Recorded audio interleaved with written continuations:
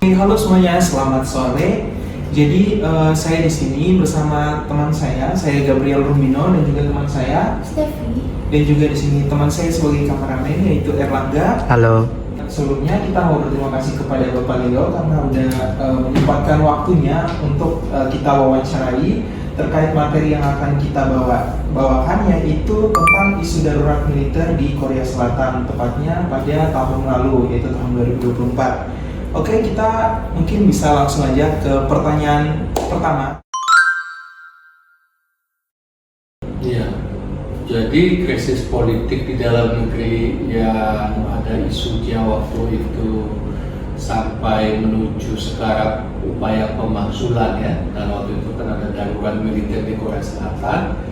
Ini pasti menyebabkan instabilitas politik di dalam negeri. Nah, jika satu negara mengalami instabilitas di dalam negeri domestiknya, itu sedikit banyaknya akan berdampak kepada interaksinya atau kebijakan dia di luar negeri. Karena mereka pasti punya fokus prioritas selesaikan masalah dalam negeri sebagai yang prioritas atau urgent. Nah, jadi itu akan berdampak. Itu hal yang wajar ya, karena harus selesaikan dulu stabil politik dalam negeri, karena bagaimanapun yang namanya kebijakan luar negeri itu adalah perpanjangan tangan memenuhi apa yang menjadi kepentingan di dalam negeri. Jadi itu harus jelas dulu yang ada di dalam negeri. Kemudian yang kedua, kalau dianggap partisipasinya di forum internasional dia akan terdampak otomatis. Kalau namanya kepala negara atau kepala pemerintah lagi bermasalah di dalam negerinya, dia fokus khusus menyelesaikan itu. Ya kan? Jadi tidak baik juga apa yang harus dia bawa di dalam diplomasi di luar negeri ketika dia belum bisa menyelesaikan apa yang ada di rumahnya sendiri. Jadi kemungkinan besar aktivitas luar negeri atau diplomasi Korea Selatan akan terdampak dengan kasus ini. Itu yang partisipasi di forum internasional. Kemudian hubungannya misalnya dengan Amerika Serikat sebagai aliansi atau sekutu barat yang ada di Asia Timur. Secara umum mungkin saja Amerika Serikat lewat pejabat pemerintahnya, termasuk Menteri Luar Negeri Blinken misalnya, menyampaikan concern ataupun perhatian khusus di mana salah satu sekutunya ada masalah di dalam negeri. Di tengah-tengah mereka mungkin ada masalah dengan Korea Utara atau dalam konteks perebutan pengaruh atau perseteruan antara Amerika Serikat dengan Tiongkok di Asia Timur. Kan bagaimanapun selain Jepang, Korea Selatan kan juga krusial ya di semenanjung Korea. Tapi kedepannya sebagai aliansi atau sekutu barat, ya komitmen daripada Korea Selatan kemungkinan juga tidak berubah ya dalam kerjasama internasionalnya dengan Amerika Serikat atau kerjasama dalam konteks bilateral ataupun pertahanan keamanan, nggak akan terdampak. Tapi mungkin ada PR dalam negeri yang harus diselesaikan. Itu tanggapan dari saya. Ya, jadi kalau kita bicara konteks politik dalam negeri ya, nanti dalam kaitannya kepada hubungan internasional. Kalau ada semacam bisa diimplikasikan katakanlah kudeta, perebutan pengaruh power yang melibatkan unsur eksekutif, apalagi militer, itu pasti mendapatkan perhatian publik domestik, apalagi internasional. Ya, ada apa yang terjadi di dalam politik dalam negeri Korea Utara, Korea Selatan. Apapun alasannya, itu akan menyebabkan ketegangan politik, baik dari yang kelompok pro pemerintah, apalagi ada oposisi di situ. Jadi langkah-langkah darurat militer ini pasti dianggap kontroversial. Orang menegaskan adanya satu darurat militer kan ada luar biasanya. Apakah ada ancaman asing, ancaman dari luar? Nah, kalau saat ini lihat apa yang dipersepsi sebagai ancaman di kawasan bagi Korea Selatan kan dari Korea Utara. Apakah sampai segitunya ada sesuatu terjadi? Karena biasanya yang namanya konflik itu sifatnya eskalatif. Jadi nggak ada tiba-tiba negara menyerang gitu, nggak ada. Pasti dia ada eskalasi konfliknya, intensitasnya sehingga terjadi serangan gitu ya. Ini nggak ada hujan, nggak ada panas, tiba-tiba kok ada begitu kan, kaget semua gitu. Ada apa kan gitu ya. Jadi tapi kalau digunakan alasan lain bahwa itu bukan dalam menghadapi ancaman invasi asing, nah, apakah sebegitu parahnya keadaan saat itu? Sehingga darurat militer di Seoul di Korea Selatan harus dilakukan. Nah itu kan, jadi kalau tidak sejalan pasti akan menimbulkan ketidaksesamaan pendapat atau ketidaksesamaan politik eksekutif, presiden, legislatif, ya anggota-anggota parlemen, baik dari partai yang berkuasa atau oposisi, termasuk juga judikatif. Kan mereka kan bisa melihat dalam tata negaranya kayak apa ya posisi dia, apakah sesuai dengan undang-undang atau legislasi nasional atau tidak. Kalau nggak sesuai kan berarti dia ada pelanggaran konstitusi, ada implikasinya bagi parlemen, bisa impeachment atau yang lain-lain. Tapi kalau misalnya di judikatif, apakah ini pelanggaran konstitusi yang harus diproses secara hukum kan gitu ya, ada masalah hukum apa tidak. Tapi kalau menggunakan militer hanya untuk menekan oposisi, misalnya gitu ya, itu kan penggunaan militer untuk kepentingan politik presiden misalnya gitu. Jadi ini ada implikasi lain lagi, berarti kan represi terhadap unsur tadi apakah kebebasan berpendapat dari masyarakat sipil atau kehidupan demokrasi yang ada. Jadi arahnya mau kemana? Mungkin ada masalah-masalah yang terjadi sebelumnya yang mendahului sebelum Presiden Korea Selatan, Presiden Yoon menyatakan ada darurat militer itu. Pasti ada apa sebelumnya prakondisi sehingga tiba-tiba solusinya darurat militer gitu. Nah dengan itu kita bisa memahami nantinya ya konteks tadi ya, apakah militer sudah digunakan sebagai alat kepentingan politik misalnya, karena dalam banyak kasus juga sama. Nah kalau itu sudah represi kepada masyarakat sipil atau misalnya terhadap kelompok oposisi, permasalahan jadi beda nih. Berarti kan artinya kita bisa lihat masyarakat sipil akan melakukan reaksi, turun ke jalan, demonstrasi. Kalau dengan acara yang cara-cara represi bisa ada bentrokan kan, bentrokan ada korban lagi, itu kan bisa eskalatif. Kalau tidak, respon masyarakat sipil bisa mungkin tadi ya mengajukan impeachment proses lewat partai politik mereka atau tekanan supaya presiden mundur atau segala macam kalau dianggap melanggar konstitusi nasional. Jadi yang seperti itu. Di lain pihak, militer juga kan berada pada posisi yang krusial. Dia harus menegakkan konstitusi kah, atau memenuhi kepentingan presiden, atau harus berhadapan dengan warga negara masyarakat. Apa yang harus dia perjuangkan? Kalau yang benar ya harus secara yang benar harus dilakukan oleh militer Korea Selatan. Kalau tidak kan nanti dia juga akan disalahkan melakukan satu pelanggaran di luar konstitusi gitu, yang dianggap sudah bersekongkol dengan eksekutif misalnya. Nah jadi artinya mereka juga mengalami simalakama ini seperti apa? Di media kan muncul itu misalnya ada aparat penegak hukum dan judikatif mau memproses kan gitu loh. Tapi nggak bisa karena dihalang-halangi oleh pas-pampres atau militer. Jadi kan ada bentrokan ini. Jadi kalau sudah keputusan nasional yang harus dihormati semua pihak, berarti kan militer juga akan tunduk. Nah ini sekarang kekuasaan de facto sama de jure. Jadi kenapa ada bentrokan dari aparat judikatif yang mau menjalankan tugas, ya bahkan katanya mau menangkap Presiden Korea Selatan yang harus berhadapan dengan pas-pampres atau militer. Jadi sebenarnya apa yang terjadi? Ya gitu ya, jadi ya itu kira-kira yang bisa kita lihat ya. Nah kalau soal implikasi soal keamanan, kalau konteks dalam negeri yang chaos atau ada sesuatu seperti ini, ada dua implikasinya, yang internal atau eksternal. Jadi misalnya solid nggak seluruh aparat hukum, aparat keamanan dia, karena ini penanganannya kan ada pro kontra, ada turun ke jalan, dan pokoknya kalau bisa nggak ditangani dengan baik, bisa memperkeruh keadaan atau eskalatif kan. Nah di luar itu tentunya masalah kepercayaan rakyat juga ya. Jadi kan rakyat juga bisa ada bertindak ekstrim. Kalau tidak ada hukum kan tingkat kriminalitas juga muncul. Kalau rakyat tidak lagi menghormati aparat hukum atau apa. Jadi yang benar, jadi nggak ada rasa hormat lagi. Nah ini kan lebih memperkeruh keadaan karena ujung-ujungnya jadi bisa represif nantinya ya, militernya represif atau pihak keamanannya represif. Nah kalau yang eksternal, nah ini terjadi ada aksi ada reaksi. Nah ketika ini dianggap menghadapi Korea Utara misalnya, Korea Utara bereaksi ini beneran apa enggak ini kan gitu ya. Nah kalau nggak benar apa reaksi Korea Utara kan gitu ya. Kalau benar apa yang sedang terjadi kan gitu.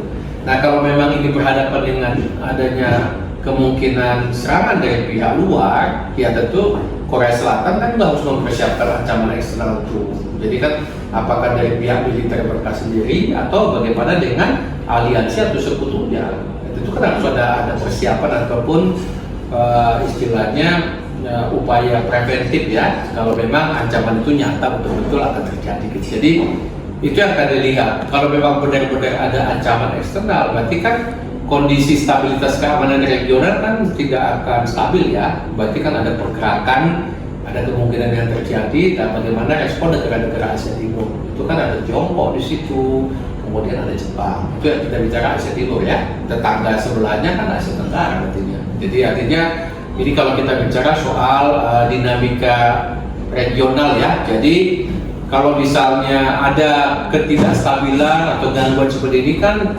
sedikit banyak akan mengganggu stabilitas kawasan Asia Timur atau yang ada di kawasan antara tadi ya semenanjung Korea sampai ke Laut Cina Selatan.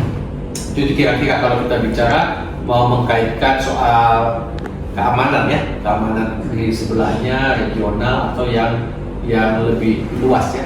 Tapi kalau soal ancaman internal tadi ya kembali lagi bagaimana mereka menangani itu menunjukkan apakah pihak keamanan Korea Selatan itu cukup solid atau cukup kuat ya menangani gejolak tersebut. Kalau tidak cukup kuat, implikasinya akan semakin melemahkan mereka secara internal, apalagi menghadapi ancaman eksternal. Karena di dalamnya aja dia sudah susah nangani, dari luar apalagi kan, tadi kan akan resources sumber daya sama kemampuannya kan terserap ya. Jadi untuk nangani ini ya mata dari luar tidak memang benar ada ancaman, dia pasti lemah sih. Itu kira-kira dampak kalau yang pertanyaan nomor 2 tadi. Jadi kalau misalnya kita bicara dengan Amerika Serikat, komitmen kerjasama internasional Amerika Serikat kepada Korea Selatan ini sebagai negara demokratis, sehingga dia aliansi barat. Kalau konteks dalam negerinya mengarah kepada represi militer atau tindakan otoriter ataupun yang sifatnya represif yang dikategorikan bukan perilaku negara demokratis, itu akan bertabrakan dengan nilai-nilai yang diperjuangkan Amerika Serikat. Dia kan nggak akan mau sekutunya mengarah ke situ. Kalau ada masalah selesaikan secara demokratis, bukan menjadi seperti negara yang tidak demokratis. Dia akan minta prinsip itu tetap dijaga oleh siapapun pemimpin Korea Selatan saat ini atau yang menggantikan misalnya ya.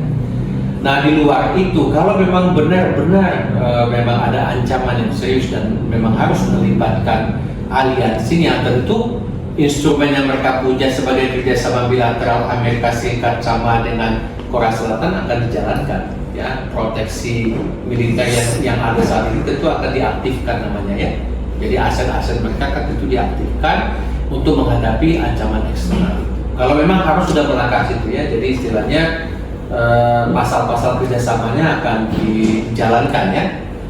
Nah kalau misalnya kita melihat dari ancaman Korea Utara, ya bisa saja kadang-kadang chaos di suatu negara atau kelemahan itu dimanfaatkan oleh potensi musuh atau lawannya memanfaatkan keadaan yang sedang lemah, mancing untuk ikut bermain di air keruh bisa. Atau ini momentum untuk melakukan sesuatu yang selama ini dirancang suatu saat akan terjadi, bisa kan gitu. Jadi kan kondisi yang tidak bagus gitu ya kalau memang ternyata pemimpin dari Korea Utara juga ikut-ikutan gitu. Ini ketegangan militer malah nambah lagi kan gitu ya. Jadi ini karena ada problem, tergantung bagaimana respon dari Korea Utara tentunya ya.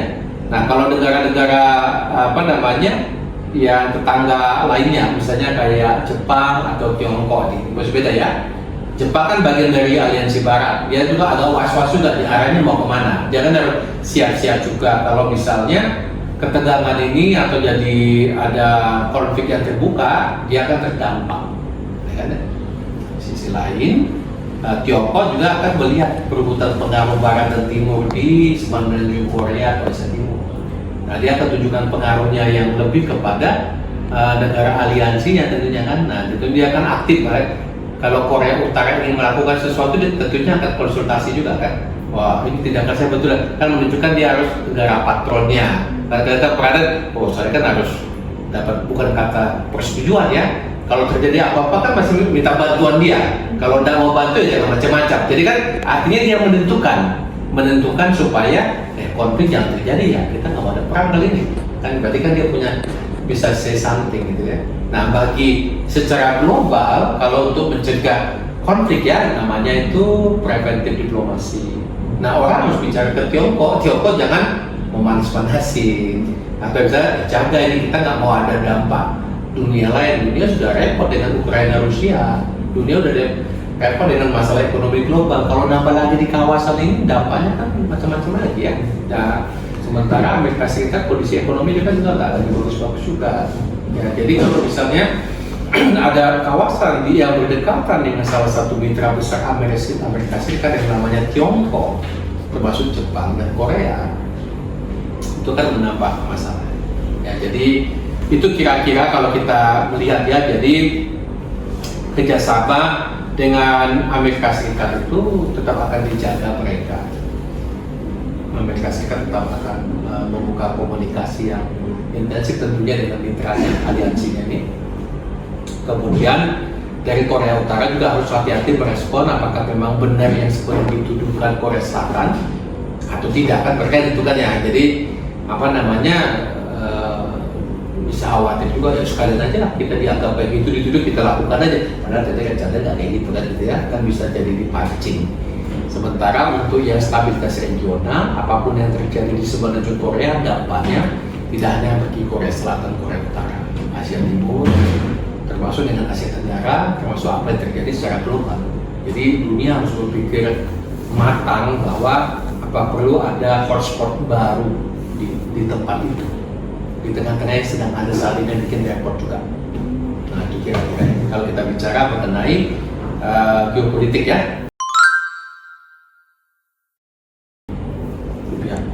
Jadi apa yang dilakukan Presiden Korea Selatan ini itu bisa men-trigger sesuatu ya. Itu adalah suatu kelemahan dalam stabilitas keamanan regional. Ketika dia menggunakan alasan tertentu, apakah itu untuk kepentingan luar negeri atau diplomasinya, itu kan sebagai instrumen saja untuk kepentingan di dalam negerinya. Jadi cuma alat aja isu luar negeri ini untuk kepentingan domestik. Sebetulnya yang utamanya kepentingan dalam negerinya. Ini men-trigger ketidakstabilan kawasan karena tergantung respon Korea Utara seperti apa gitu kan. Nah karena kadang-kadang konflik itu bisa terjadi karena mispersepsi, miskalkulasi. Jadi kalau komunikasinya nggak bagus, satu aksi satu negara dianggap ancaman, dia akan bereaksi. Nah kalau reaksinya nantinya itu tidak pas, nanti akan ada reaksi tambahan dari negara potensi lawannya. Itu disebut sebagai yang kita bilang itu apa namanya kayak seperti tidak ada trust gitu ya. Jadi apa yang dia perubahan senjata terjadi gara-gara itu karena tidak ada trust atau tidak ada kepercayaan, tidak ada confidence building, tidak ada upaya preventif diplomasi. Jadi potensi konflik yang ada itu eskalatif karena Korea Utara sama Korea Selatan kan pernah berhadapan secara langsung secara militer, bukan sekedar di perbatasan. Jadi sudah melewati wilayah, makanya mereka punya jalur demarkasi di Panmunjom itu kan ya. Nah, jadi itu kan kenyataan sejarah. Jadi kalau misalnya nggak mungkin ada serangan, nggak bisa dibilang kan dulu pernah terjadi, ada sejarahnya. Jadi nah aksi reaksi ini yang mungkin membahayakan di dalam hubungan internasional. Jadi kan saling resiprokal berbalasan kan. Nah karena eskalatif ada miskalkulasi, mispersepsi, terjadilah konflik terbuka. Nah itu jadi yang ini yang disebut sebagai apa namanya dampak di dalam hubungan internasional. Jadi ada resiko eskalasi militer. Jadi istilahnya Korea Selatan tiba-tiba meningkatkan kesiapsiagaan militer karena dianggap ada ancaman yang segera gitu. Nah, padahal sebenarnya nggak ada. Tapi sadar loh, dia udah siap-siap, kita juga siap-siap gitu. Nah, ketika dia siap-siap, beneran nih ancamannya. Nah, itu jadi kan saling berkejaran, tiba-tiba jadi clash. Padahal awalnya nggak ada apa-apa sebetulnya gitu loh. Jadi itu yang disebut sebagai kondisi yang membahayakan ya di kawasan. Nah, bagi misalnya soal Jepang misalnya sama katakanlah dengan Cina. Ini kan yang dikhawatirkan mereka potensi limpahan, spillover. Jadi kalau ada peperangan atau dampak kan ke wilayah Jepang akan terjadi. Mereka kan ada jalur dagang, tidak ada masalah keamanan. Kalau ada peperangan ini kan namanya senjata atau apa segala macam kan ada yang disebut sebagai collateral damage. Dan bisa berdampak kepada dia. Ada misi yang tadi dia ditembakkan ke musuh, tiba-tiba masuk ke Jepang kan bisa juga kayak gitu ya. Nah, tapi di luar itu kan jalur logistik dagang terganggu, ekonomi terganggu, jalur transportasi kan terganggu. Jadi ya tadi penerbangan sipil pun terganggu karena wilayah udaranya konflik. Pasti yang tadinya bisa direct flight muter, itu kan jauh. Kos penumpang, kos barang logistik kan jadi mahal. Jadi mereka harus siap-siap kalau terjadi apa yang harus dilakukan bagi sisi Jepang. Tetangga yang sebelahnya juga kan tentu Tiongkok juga kan harus siap-siap juga tuh. Kalau dia kena sesuatu, apa yang harus dia respon? Karena Korea Selatan akan mengalami eskalasi, tentu akan melibat sekutu Amerika Serikatnya. Amerika Serikatnya akan mendekat dan aktif di kawasan. Tiongkok kan juga tidak berkenan, dia kan juga akan merespon juga. Jadi, nah ini yang kita sebut tadi nantinya saling berkaitan tuh ya dari sisi Jepang, kemudian juga dari sisi katakanlah dengan negara tetangga lain. Nah ini stabilitas regional yang kita bilang nih, keamanan regional. Jadi kalau ini goncang ya ke seluruh negara yang ada di Asia Timur, Asia Tenggara juga akan kena dampak ya. Jadi, nah ini juga menegaskan kembali apakah mekanisme multilateral. Katakan tadi karena harus ada kelompok negara yang harus sama-sama bicara nih. Ini kita harus coba deeskalasi atau antisipasi nih. Ini nggak ada apa-apa nih. Jadi harus menunjukkan sebenarnya yang dikhawatirkan itu tidak ada. Ini murni dalam negeri. Nah gitu ya. Jadi nggak ada kaitannya ke. Tapi kan harus dikomunikasikan. Nah cara komunikasikan pilihannya kan dua.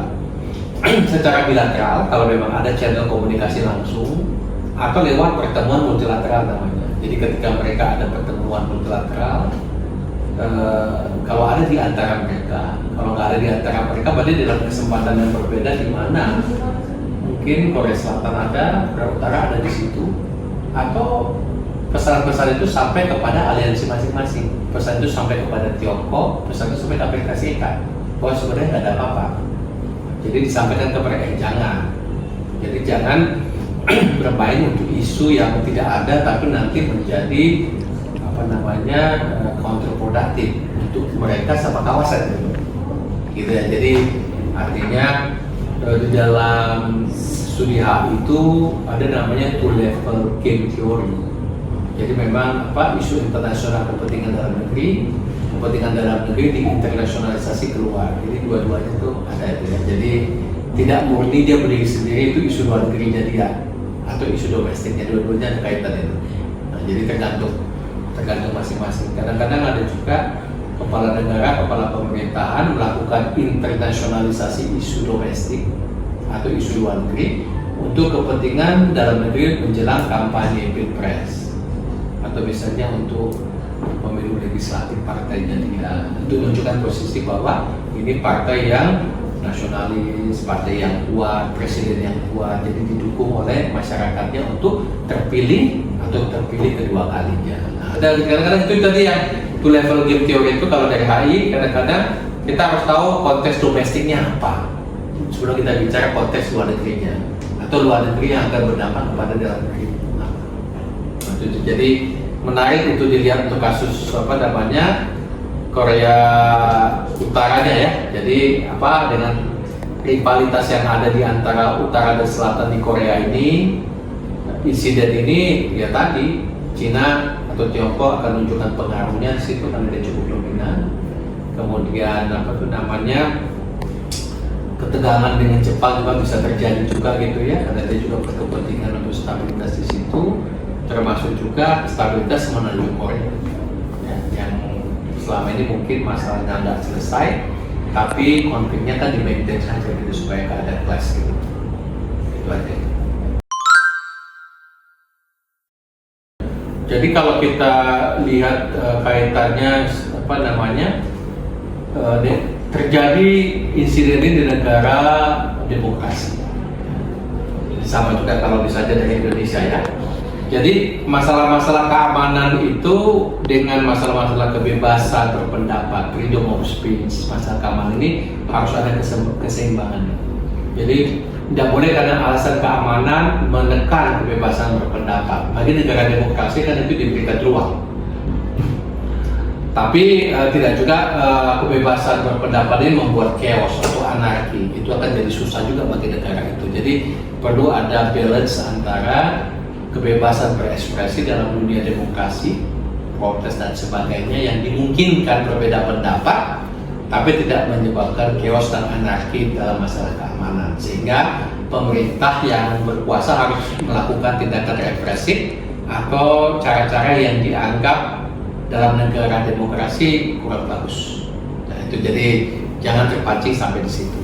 Tapi kalau seperti ini kan menuntut sistem politik di negara itu harus kuat. Artinya eksekutifnya berjalan cukup kuat dan paham, legislatifnya juga berfungsi dengan baik sebagai check and balance, dan juga yudikatifnya. Jadi trias politika Montesquieu, John Locke itu harus berjalan. Jadi mereka bisa tahu ini masalahnya harus ditangani dengan peranan masing-masing. Yudikatif kayak apa peranannya, legislatif apa, eksekutif apa. Ini kan tidak satu di atas yang lain, tapi ini merupakan mekanisme check and balance sistem demokrasi. Tiga pilar ini kan memang ada untuk saling mengawasi ya. Nah, jadi itu yang harus kita lihat dari sisi institusi ya. Kemudian mengenai soal legitimasi sama komunikasi politik yang dijalankan oleh lembaga atau institusi. Ini kan lembaga presiden. Harus bisa menyampaikan keputusan di lembaga kepresidenan itu kan menentukan untuk level nasional. Jadi tidak boleh sekedar mempolitisasi isu tertentu. Ya, ada isu politik tertentu atau masalah keamanan yang akan menyebabkan chaos ataupun hanya untuk kepentingan dalam negeri politik semata. Jadi misalnya untuk partai politik dia, posisi dia yang lagi bermasalah karena kepentingan lebih besar itu kan nantinya pada stabilitas keamanan nasional dan juga pun berdampak kepada kawasan. Jadi nggak bisa main-main lah itu istilahnya ya. Jadi komunikasi itu harus jelas, itu benar memang ada ancamannya apa tidak, ada ancaman apa tidak ya. Jadi itu yang harus kita perhatikan. Nah kemudian juga dalam demokrasi. Nah bagaimana praktek demokrasi di Korea Selatan ini ketika ada protes atau ada masalah ya. Jadi bagaimana mereka proses impeachment, bagaimana proses sebuah presiden di institusi kepresiden itu harus lengser karena isu tertentu, bagaimana mereka melakukan prosesnya dengan cara yang demokratis tanpa harus ketika proses demokrasi dijalankan dilibatkan militer. Nah, ini kan akan menyebabkan membenturkan aparat mereka sendiri dengan masyarakat kan. Jadi itu kan menyebabkan satu masalah yang lebih besar. Jadi kalau setiap kayak gitu kan seolah-olah kalau nggak setuju harus meminta militer, atau bisa kalau nggak setuju militer dikerahkan untuk menghadapi sipil. Nah itu kan dalam dunia demokrasi kurang pas gitu ya. Jadi nanti konsekuensinya citra Korea Selatan kepada masyarakat internasional. Ini sebenarnya Korea Selatan ini negara demokratis sama tidak sih?